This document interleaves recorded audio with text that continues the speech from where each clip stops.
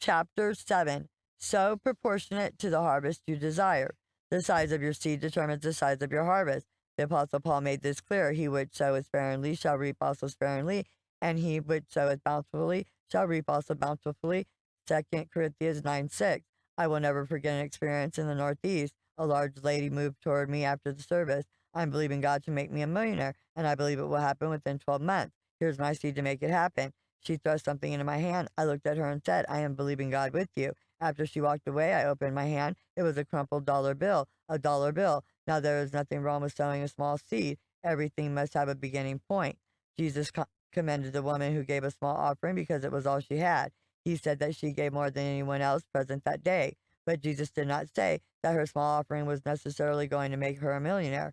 You see, your seed must be comparable to the harvest you are sowing toward. You cannot plant a Chevrolet seed and produce a Rolls Royce harvest.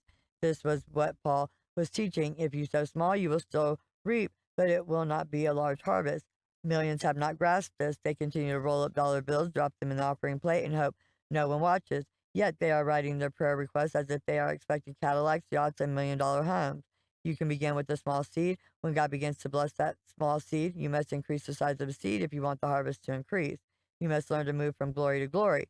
I told about an incredible miracle in my life one night. I was sitting in a beautiful Mustang convertible, teal bottom and white top, gorgeous. It had fun written all over the car. I just bought this car this week, my friend explained. However, I decided that I want a Jeep instead. Do you think you might want to buy this car from me? I think I may, was my reply. The next day we pulled up at the service station. After he filled the tank, he went inside to pay the bill. I began to pray in the spirit. Suddenly I began to feel a faith rise up in me for him to sow the car as a seed into my life. Now that sounds a little crazy, but I began to pray intensely. When he got back in the car, he looked at me. He cocked his head sideways and said, You really like this car. I love this car, I gushed. Your ministry has so affected and blessed me. I have been wondering what I could do to bless you.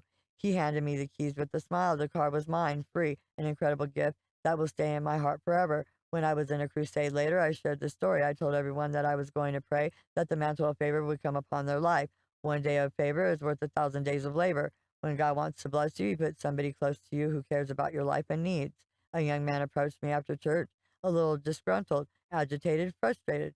I did that already and it did not work, he explained. I planted a seed several months ago and I have never had a car given to me. I need transportation. Why didn't it work for me? Have you ever planted a car in the life of someone else? I asked. No, I have not, was his hesitant and reluctant reply. I have. That is why my faith worked for me. I had already planted a car and I had every right and ability to expect one to be given back to me, I explained. You cannot faith into your life what you have not faith away from your life. You will only have the faith to call in towards your life something that you have sowed out. Your faith works the most, the strongest when you have planted a seed comparable to the harvest you desire. When you are willing to work with the different levels of your faith and sow seed proportionately, you will be amazed at the changes that will happen in your financial prosperity. So proportionate to the harvest you desire. It is one of the secrets of the journey.